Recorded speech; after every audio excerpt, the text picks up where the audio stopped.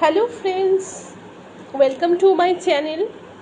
আজকে আমরা গণতান্ত্রিক শাসন ব্যবস্থার সপক্ষে ও বিপক্ষে যুক্তি সম্পর্কে আলোচনা করব। গণতন্ত্র সাধারণত রাষ্ট্রবিজ্ঞানের আলোচনার ক্ষেত্রে অত্যন্ত গুরুত্বপূর্ণ ভূমিকা পালন করে থাকে। গণতন্ত্র শব্দটির উদ্ভব হয়েছিল প্রাচীন গ্রিস থেকে। গণতন্ত্র শব্দের অর্থ হল জনগণের শাসন। গণতান্ত্রিক শাসন ব্যবস্থার প্রকৃতি, উদ্দেশ্য ও কার্যাবলীকে কেন্দ্র করে যুগে যুগে বিভিন্ন রাষ্ট্রবিজ্ঞানের প্রবক্তারা বিভিন্ন মত প্রকাশ করেছেন এবং গণতন্ত্র ব্যবস্থা বর্তমানে কাম্য কিনা বা আদৌ কোনো সুফল আছে কিনা সেই বিষয়ে বিভিন্ন ধরনের বিতর্ক দেখতে পাওয়া যায়। যেমন John Stuart Mill, Bentham, Tocqueville, Spencer, Laski, Parker প্রমুখ বিশিষ্ট রাষ্ট্রনীতিবিদ গণতন্ত্রকে সর্বশ্রেষ্ঠ শাসন বলে প্রমাণ করার জন্য নানা যুক্তি প্রদর্শন করে। অন্যদিকে আবার কার্লাইল, ফ্যাগুয়ে, নিৎসে, টুইক্সে, হল, হেনরি মেইন প্রমুখ ভিন্ন ভিন্ন দৃষ্টিকোণ থেকে গণতন্ত্রকে চরমভাবে সমালোচনা করে এই শাসন ব্যবস্থার বিভিন্ন ভুল ত্রুটিগুলো প্রকাশ করেছেন। এখন আমরা গণতন্ত্রের সপক্ষে যে বিভিন্ন যুক্তিগুলো আছে সেই সম্পর্কেই আমরা প্রথমে আলোচনা করব। গণতন্ত্রের সপক্ষে বলা যায় যে গণতন্ত্রে গণ সার্বভৌমিকতার নীতি বাস্তবায়িত হয়। গণতন্ত্রে জনগণই সর্বশেষ কথা বলে, অর্থাৎ কোন দল সরকার গঠন করবে, রাষ্ট্র সম্পর্কিত বিভিন্ন নীতি নির্ধারণ করবে, জাতীয় ও আন্তর্জাতিক ক্ষেত্রে সরকারের নীতি কীরকম হবে, দুর্নীতিপরায়ণ বা জনস্বার্থ বিরোধী দলকে ক্ষমতাচ্যুত করবে কিনা প্রভৃতি বিভিন্ন বিষয়ে সিদ্ধান্ত গ্রহণ করার ক্ষমতা কেবলমাত্র জনসাধারণের হাতেই অর্পিত থাকে। অন্যভাবেও বলা যায় যে একমাত্র গণতন্ত্রেই গণ সার্বভৌমিকতা বাস্তব রূপ পরিগ্রহ করা সম্ভব। অর্থাৎ এখানে জনগণই সার্বভৌমত্ব অর্জন করে। জনগণের কথাই গণতন্ত্রে সর্বশেষ কথা এবং চূড়ান্ত বলে বিবেচিত হয়। আইনের শাসন প্রতিষ্ঠা। কেউ কেউ গণতন্ত্রের পক্ষে যুক্তি প্রদর্শন করতে গিয়ে এই অভিমত ব্যক্ত করেন যে কেবল গণতন্ত্রেই আইনের শাসন প্রতিষ্ঠিত হতে পারে। জনগণ মূলত আইন প্রণয়নের ক্ষেত্রে গুরুত্বপূর্ণ ভূমিকা পালন করে থাকে। জনগণ এখানে সম্পাদিত কার্যাবলীর জন্য প্রশাসকদের জনসাধারণের কাছে দায়িত্বশীল থাকতে হয়। মানুষের মর্যাদা। গণতন্ত্র মানুষের মর্যাদা রক্ষার সহায়ক বলেও অনেক সময় দাবি করা হয়, কারণ রাজতন্ত্র, অভিজাততন্ত্র বা স্বৈরতন্ত্রে ব্যক্তির ব্যক্তিগত মর্যাদাকে আদৌ প্রাধান্য দেওয়া হয় না। এইসব ক্ষেত্রে ব্যক্তি একটি নিছক সংখ্যা ছাড়া আর কিছুই নয়। কিন্তু গণতন্ত্রে জনগণই এখানে শেষ কথা বলে, জনগণই সমস্ত ক্ষমতার কেন্দ্রবিন্দু। তাই জনগণ এই ধরনের শাসন ব্যবস্থায় সর্বদাই মর্যাদার সুউচ্চ আসনে অধিষ্ঠিত থাকে। স্বাধীন ও নিরপেক্ষ বিচার বিভাগ। গণতন্ত্রে স্বাধীন ও নিরপেক্ষ বিচার বিভাগের উপস্থিতি গণতন্ত্রের সাফল্যকে ত্বরান্বিত করে। এইরূপ শাসন ব্যবস্থায় আইন বিভাগ ও শাসন বিভাগ থেকে সম্পূর্ণ নিয়ন্ত্রণ মুক্ত হয়ে স্বাধীন নিরপেক্ষভাবে বিচার বিভাগ কাজ করতে পারে, যার ফলে সেই ধরনের শাসন ব্যবস্থায় সংবিধানের পবিত্রতা রক্ষা করা এবং নাগরিকের বিভিন্ন অধিকার রক্ষার ক্ষেত্রে অগ্রণী ভূমিকা পালন করে। সাম্য, মৈত্রী ও স্বাধীনতার অনুপস্থিতি। গণতান্ত্রিক শাসন ব্যবস্থায় গণতন্ত্রে সাম্য, মৈত্রী, স্বাধীনতা এই তিনটি আদর্শের ওপর ভিত্তি করে গণতান্ত্রিক ইমারত দাঁড়িয়ে থাকে। গণতন্ত্র সকলই সমান, এখানে সকল মানুষের প্রতি সমান অধিকার বর্ণিত আছে। ধনী নির্ধন, জাতি ধর্ম বর্ণ নির্বিশেষে সকলেই আইনের চোখে সমান এবং সকলেই আইন কর্তৃক সমভাবে সংরক্ষিত হওয়ার সুযোগ পায় বলে প্রত্যেক মানুষই তার ব্যক্তিত্ব বিকাশের উপযোগী পরিবেশ প্রত্যেক মানুষই তার ব্যক্তিত্বের পরিপূর্ণ বিকাশ সাধন ঘটাতে পারে। অন্যভাবেও বলা যায় যে গণতান্ত্রিক শাসন ব্যবস্থায় প্রত্যেকে স্বাধীনভাবে রাজনৈতিক ও সামাজিক অধিকার ভোগ করতে সমর্থ হয়। সর্বাধিক কল্যাণ সাধন। বেন্থামের মতে শাসক ও শাসিতের স্বার্থের মধ্যেই সামঞ্জস্য বিধান করে সর্বাধিক জনগণের সর্বাধিক মঙ্গল সাধনের সমস্যাই হল সুশাসনের প্রধান সমস্যা। শাসিতকে শাসকের পথে উন্নীত করা সম্ভব হলে এই সমস্যার সমাধান করা সহজ হয়। একমাত্র গণতন্ত্রেই শাসিত শাসকের পথে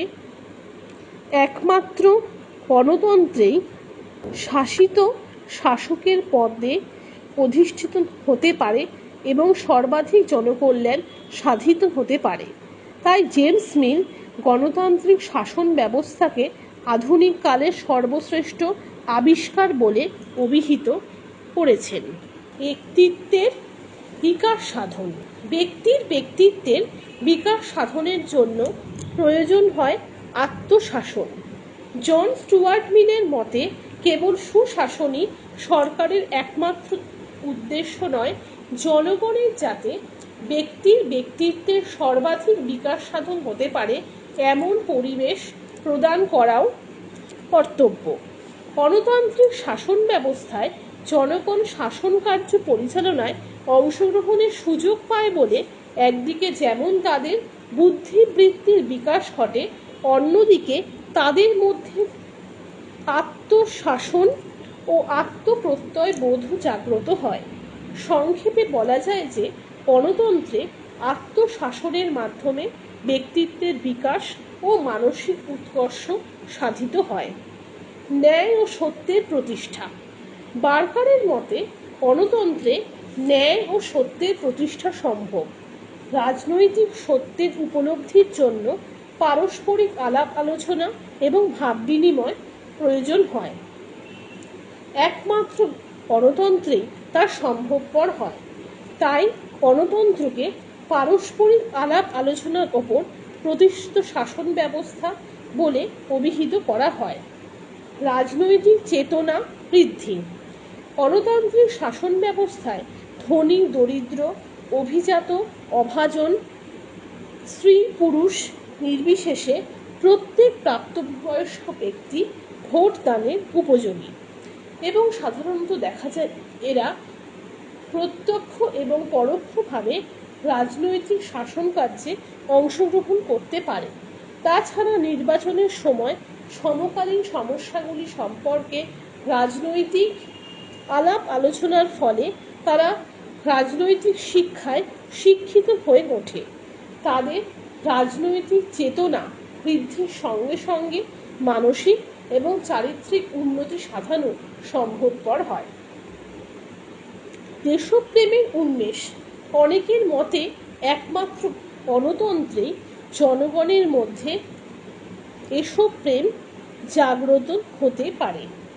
গণতান্ত্রিক শাসন ব্যবস্থায় প্রত্যেক ব্যক্তি প্রত্যক্ষভাবে রাজনৈতিক কার্যে অংশগ্রহণ করায় এবং সকলের স্বার্থ সমভাবে রক্ষিত হয় বলে জনগণ এরূপ শাসন ব্যবস্থাকে একান্তভাবে নিজেদের শাসন বলে মনে করে।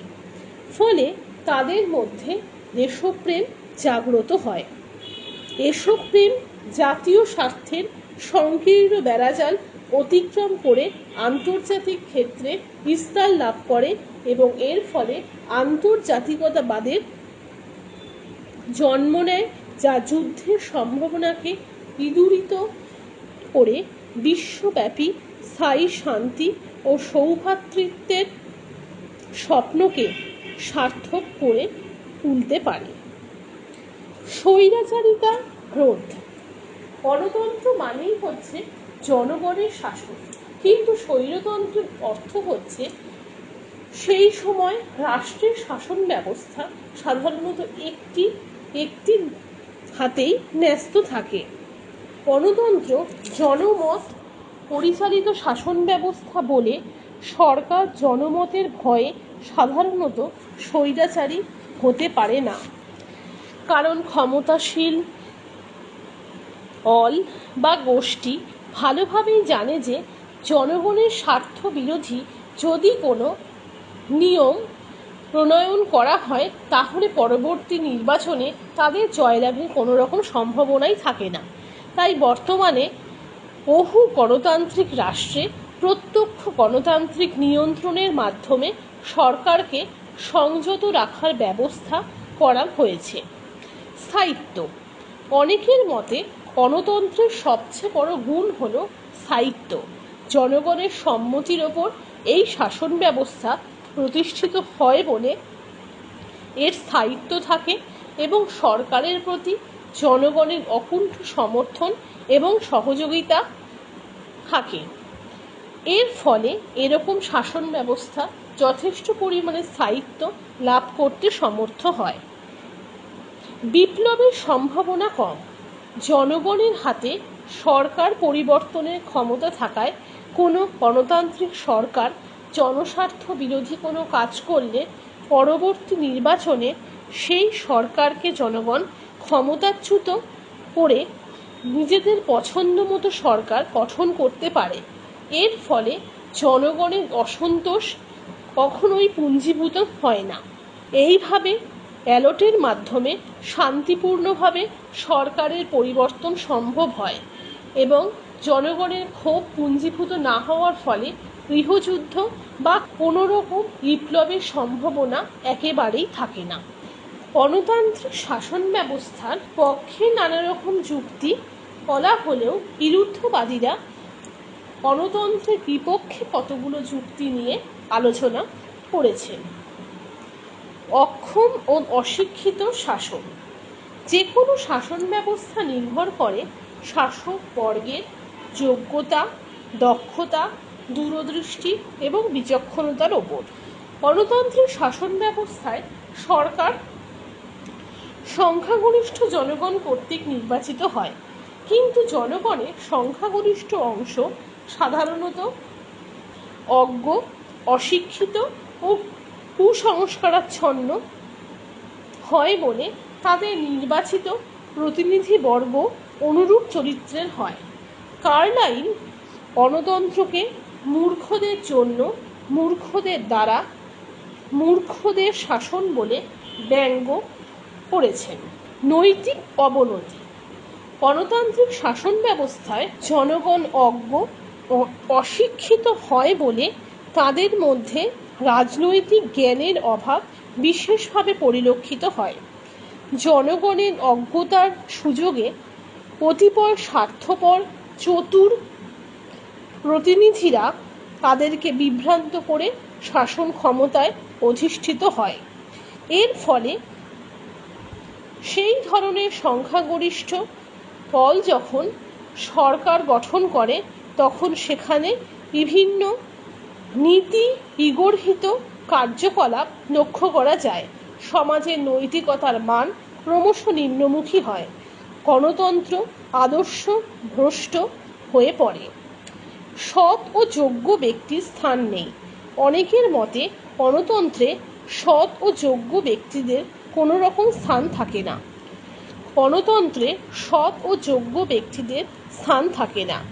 এইরূপ শাসন ব্যবস্থায় দলীয় রাজনীতির প্রাধান্য থাকায় সৎ এবং যোগ্য অথচ রাজনীতি বিমুখ ব্যক্তিরা নির্বাচনে প্রতিদ্বন্দ্বিতা করতে সম্মত হন না। অনেক সময় নির্বাচনে বিপুল পরিমাণ অর্থ ব্যয় করতে সমর্থ না হওয়ায় সৎ ও যোগ্য ব্যক্তিরা ভোট যুদ্ধে পরাজিত হন। তাই তারা ব্যর্থ মনোরথ হয়ে গণতান্ত্রিক নির্বাচন পদ্ধতির ওপর আস্থা হারিয়ে ফেলে। শিল্প, সাহিত্য, বিজ্ঞান প্রভৃতির বিরোধী।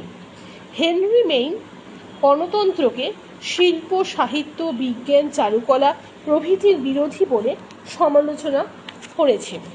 সাধারণ মানুষ অজ্ঞ ও অশিক্ষিত বলে শিল্প, সাহিত্য, বিজ্ঞান, চারুকলা প্রভৃতির গুরুত্ব যথাযথভাবে উপলব্ধি করতে পারে না। তাই এগুলির বিকাশ সাধনে একেবারেই তারা সমর্থ বা সচেষ্ট হয় না। মনস্তাত্ত্বিক যুক্তি। মনস্তাত্ত্বিক দিক থেকে গণতন্ত্রের তীব্র সমালোচনা করা হয়ে থাকে, কারণ মানুষ প্রকৃতিগতভাবে লোভী, স্বার্থপর, আবেগপ্রবণ, অবিবেচক ও ন্যায়নীতি বর্জিত হয়ে থাকে। তাদের কার্যকলাপের মধ্যে যুক্তি অপেক্ষা আবেগ প্রবণতাই বেশি প্রাধান্য পায়। গণতন্ত্র যেহেতু জনগণের শাসন, তাই দায়িত্বহীন, যুক্তিহীন এবং আবেগপূর্ণ শাসন ব্যবস্থায় পরিণত হয়। কিন্তু এই শাসন ব্যবস্থা কখনোই কাম্য নয় বলে মনে করা হয়ে থাকে। জীবন বিজ্ঞানের দিক থেকে সমালোচনা। বিশিষ্ট জীবনবিজ্ঞানীরা জীবন বিজ্ঞানের দিক থেকে গণতন্ত্রকে সমালোচনা করেছেন। তাদের মতে গণতন্ত্র ব্যক্তির গুণগত পার্থক্যকে অস্বীকার করে। জন্মগতভাবে মানুষের সঙ্গে মানুষের যেখানে পার্থক্য থাকে সেখানে সব মানুষ সমান, এই তত্ত্ব প্রচার করে গণতন্ত্র সত্যের অপলাপ করেছে। তাছাড়া সাম্য নীতির ওপর প্রতিষ্ঠিত গণতন্ত্র জাতিগত শ্রেষ্ঠত্বকে অস্বীকার করে বলে তা বিশেষভাবে অবৈজ্ঞানিক। স্থায়িত্বের অভাব। হেনরি মেইনের মতে স্থায়িত্বের অভাব গণতন্ত্রের অন্যতম প্রধান ত্রুটি। অভিজ্ঞতা থেকে দেখা গেছে যে জনগণ কর্তৃক পরিচালিত শাসন ব্যবস্থায় পরস্পর বিরোধী স্বার্থের দ্বন্দ্ব থাকার ফলে শাসন কার্য যথাযথভাবে পরিচালনা করা সরকারের পক্ষে সম্ভব হয় না, জরুরি অবস্থার পক্ষে অনুপযুক্ত। এই ব্যবস্থায় বিভিন্ন আলাপ আলোচনার মাধ্যমে সিদ্ধান্ত গৃহীত হয় বলে বহিরাক্রমণ, অভ্যন্তরীণ গোলযোগ প্রভৃতি জরুরি ব্যবস্থার পক্ষে তা বিশেষভাবে অনুপযোগী বলে বিবেচিত হয়। তর্ক বিতর্ক, ভোটাভুটি প্রভৃতির মাধ্যমে সিদ্ধান্ত গ্রহণ করতে অনেক সময় অপচয় হয়। দলীয় শাসনের কুফল। দল প্রথা গণতান্ত্রিক শাসন ব্যবস্থায় অপরিহার্য অঙ্গ, কিন্তু রাজনৈতিক দলগুলো রাজনৈতিক ক্ষমতা লাভের দ্বন্দ্ব অনেক সময় সংঘর্ষে রূপান্তরিত হয়ে দেশের শান্তি শৃঙ্খলা বিনষ্ট করে। সরকারি দল পুনরায় ক্ষমতা লাভের জন্য সরকারি প্রশাসন আর অর্থকে কাজে লাগায়। সংখ্যাগরিষ্ঠের সমর্থনপুষ্ট রাজনৈতিক দল সরকার গঠন করলেও তা সাধারণত দলের কেবলমাত্র মুষ্টিমেয় প্রভাবশালী নেতার হাতেই সমস্ত ক্ষমতা কুক্ষিগত থাকে, যা ব্যক্তিগত এবং দলীয় স্বার্থে সরকারকে ব্যবহার করে। ব্যয়বহুল। গণতন্ত্রকে অনেকেই ব্যয়বহুল শাসন ব্যবস্থা বলে সমালোচনা করেছেন। জনমত গঠন, নির্বাচন অনুষ্ঠান, প্রচার কার্য প্রভৃতির পিছনে গণতন্ত্রে যে বিপুল পরিমাণ অর্থের অপচয় হয় তা অন্য কোনো শাসন ব্যবস্থায় কিন্তু হয় না। আমলাতন্ত্রের প্রাধান্য বৃদ্ধি।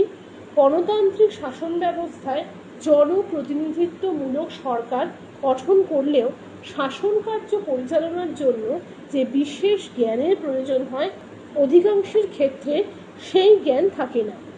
স্বাভাবিকভাবেই তাই আমলাদের ওপর এই ধরনের শাসন ব্যবস্থা অনেকাংশেই নিয়ন্ত্রিত হয় এবং অত্যাধিক পরিমাণে তাদের ওপর নির্ভর করতে হয়। তাই আমলাদের প্রাধান্য বৃদ্ধির অর্থ হল দীর্ঘসূত্রতা এবং জনস্বার্থকে উপেক্ষিত করা। রক্ষণশীল শাসন ব্যবস্থা। গণতান্ত্রিক শাসন ব্যবস্থা অজ্ঞ ও অশিক্ষিত শাসন বলে জনপ্রতিনিধিরা গতানুগতিকতার ঊর্ধ্বে উঠতে না। এর ফলে নতুন নতুন চিন্তা, নতুন নতুন দৃষ্টিভঙ্গি সেগুলো তারা সাদরে গ্রহণ করতে পারে না। তার ফলে এই ধরনের শাসন ব্যবস্থা মূলত প্রগতিশীল হয় না এবং অত্যন্ত রক্ষণশীল প্রকৃতির হয়ে থাকে। সংখ্যালঘুর স্বার্থ উপেক্ষিত হয়। গণতন্ত্রে সাধারণত সংখ্যাগরিষ্ঠ দলই রাজনৈতিক ক্ষমতা লাভ করে থাকে, কিন্তু সংখ্যালঘিষ্ঠরা অধিকাংশ ক্ষেত্রেই জনগণের আইনসভায় প্রতিনিধি প্রেরণ করতে সমর্থ হয় না। এর ফলে জনগণ আইনসভায় যাদের প্রতিনিধি থাকে না তাদের অভাব অভিযোগ কেউ কর্ণপাত করে না, তাই তাদের স্বার্থ ক্রমাগত উপেক্ষিত হয়। পুঁজিবাদের প্রশ্রয়দাতা। পুঁজিবাদী ব্যবস্থায় গণতন্ত্রকে পুঁজিবাদের দুর্গ বলে অনেকের অভিযুক্ত করেন। তাদের মতে পুঁজিবাদী রাষ্ট্রে গণতন্ত্র রাজনৈতিক এবং কিছু পরিমাণে সামাজিক সাম্য প্রতিষ্ঠার কথা বললেও অর্থনৈতিক সাম্যের ওপর গুরুত্ব আরোপ করে না। জনপ্রতিনিধিবর্গ মূলত জনগণের নির্দেশে পরিচালিত না হয়ে ধনশালী পুঁজিপতিদের নির্দেশে পরিচালিত হয়। এইভাবে গণতন্ত্র কার্যক্ষেত্রে ধনিক শ্রেণী এবং বণিক শ্রেণীতে পরিণত হয়। সুতরাং দেখা গেল আজকে আমরা কি পড়লাম, গণতন্ত্রের সপক্ষে এবং বিপক্ষে কতগুলো যুক্তি পড়লাম। গণতন্ত্র আদৌ বর্তমান দিনে প্রয়োজনীয় কিনা, গণতন্ত্রের সপক্ষে বিভিন্ন ধরনের যুক্তি লক্ষ্য করা যায়, আবার বিপক্ষেও বিভিন্ন ধরনের যুক্তি লক্ষ্য করা যায়। তবে দল প্রথার কুফল দূরীকরণ, শিক্ষার সম্প্রসারণ, সংখ্যালঘুদের স্বার্থ সংরক্ষণ, সর্বোপরি অর্থনৈতিক সাম্য প্রতিষ্ঠা করলেই গণতন্ত্র যে একটি সর্বোৎকৃষ্ট শাসন ব্যবস্থায় পরিণত হবে সেই বিষয়ে কোনো রকম সন্দেহের অবকাশ নেই। Thank you.